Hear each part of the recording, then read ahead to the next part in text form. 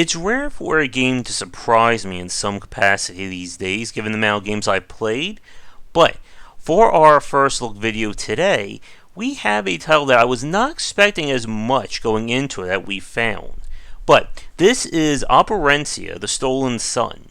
This is the latest game from Zen Studios, who are more famously known for the Pinball FX line of digital pinball tables.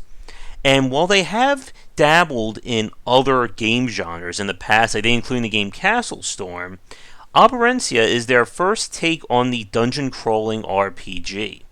And while it may not have the bite or depth as other more established examples of the genre, this definitely seems like a good first entry for new players as well as for Zen Studios themselves. But the story, of course, follows as many old school RPG tropes as you can muster. We have a fantasy land, mysterious prophecies, a chosen one, and of course evil coming back to take over. Now, from the footage that you've seen so far, it would be very easy to assume that this is a riff off of Legend of Grimrock in terms of the first-person dungeon crawling combined with real-time combat. But the game itself definitely seems to combine both styles of kind of the real-world dungeon crawling, but old-school combat. So on the map itself, it is entirely real-time. You are free to explore, hunt for secrets, as well as solve all manner of puzzles, usually involving some kind of switch and or lever. But how combat plays out is that enemies on the map move in real time. When they see you, they're going to start charging after you. If you approach an enemy from the side or back and get close enough to initiate combat, you will get an ambush bonus, basically allowing your party to attack first. If the enemy hits you in the back, then they will get first strike opportunities. And while that doesn't sound as impressive or as deep as the real-time combat of Grimrock, it does add a little subtlety to the game. All enemy encounters are hard-coded based on the map, so you do not have to worry about enemies spawning back in after you've already fought through an area. But combat itself definitely falls back in line with the old-school pen and paper or CRPG design. Characters move based on their turn order, and each character has a combination of skills. You'll be able to make use of bread and butter skills like attack, defend, and then each character has skills based on their chosen class or profession. Now, one thing to keep in mind about Operencia is that the game itself is all about named characters. Despite appearances, you are not building an entirely original party. You'll choose your main character, their profession, as well as a passive perk, but that is the extent of character creation. The rest of the people you're going to find come from the game or from in-game itself, and they are established characters within the lore. But with that said, though, you are free to min-max them however you see fit, choose what skills they'll get, and build your party accordingly. And basically, Operencia hits all the beats that we've come to expect out of dungeon crawling.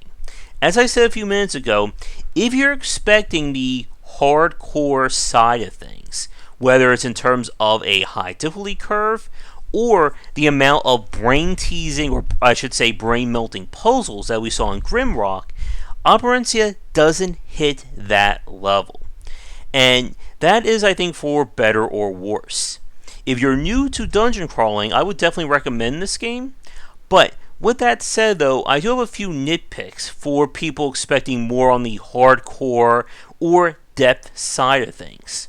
And we'll talk about that next after a quick shout out to our Patreon supporters and sponsors. And now for a quick thank you to our Patreon supporters and current Game Wisdom sponsors.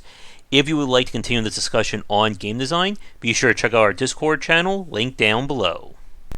Operencia has a lot going for it for old school fans of dungeon crawlers, and the issue side of the game are more on the nitpicky side, I believe. The first one is that the game does hit you with a lot of items.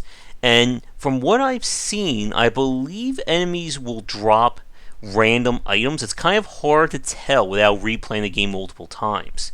But you're going to get hit with so much loot, it can be on the hard side to figure out what is best for each character. I do love the idea of them using an optimize all function. That does help things out, as your inventory does get very wide, or should I say very big. The game hints at additional systems I did not have a chance to play, and the footage that you're seeing right now takes place in the second dungeon. Unlike other dungeon crawlers, you do not get the chance to return to previous areas. And similar to, I guess, even in a weird sense, first-person shooters, the game tracks your number of secrets. And once you leave, those secrets are lost to you until you decide to replay things. But the game definitely does everything it can to make things as streamlined and as accessible as possible. But like I said, if you're expecting some of the depth, especially in terms of party management and creating crazy combinations, it doesn't get that far. Now, one complaint that I do have about the design is that it is kind of hard to figure out exactly how damage works.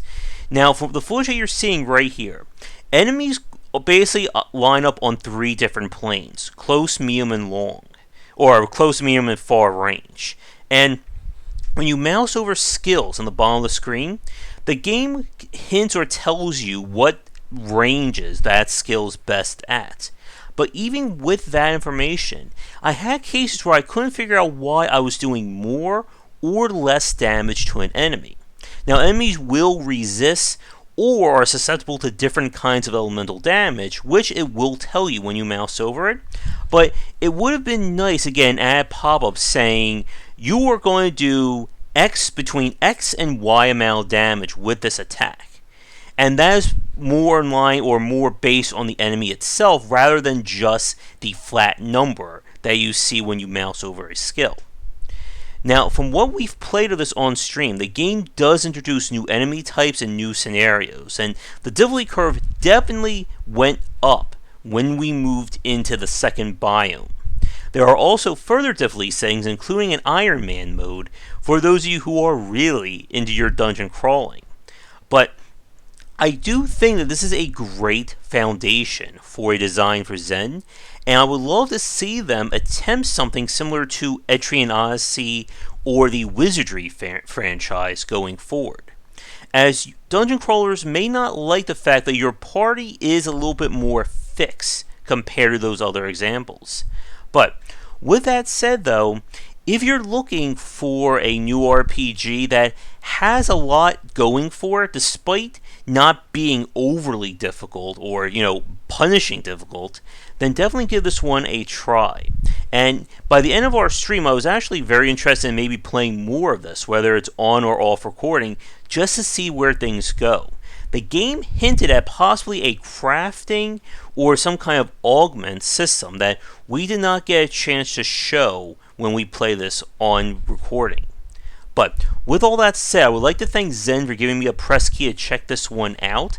If you're working on your own game that you'd like me to take a look at in the future, please don't hesitate to get in touch. But otherwise, check back for daily discussions on game design here and on Game Wisdom, where we examine the art and science of games. Once again, this has been Operencia, the Stolen Sun, and I will see you all next time.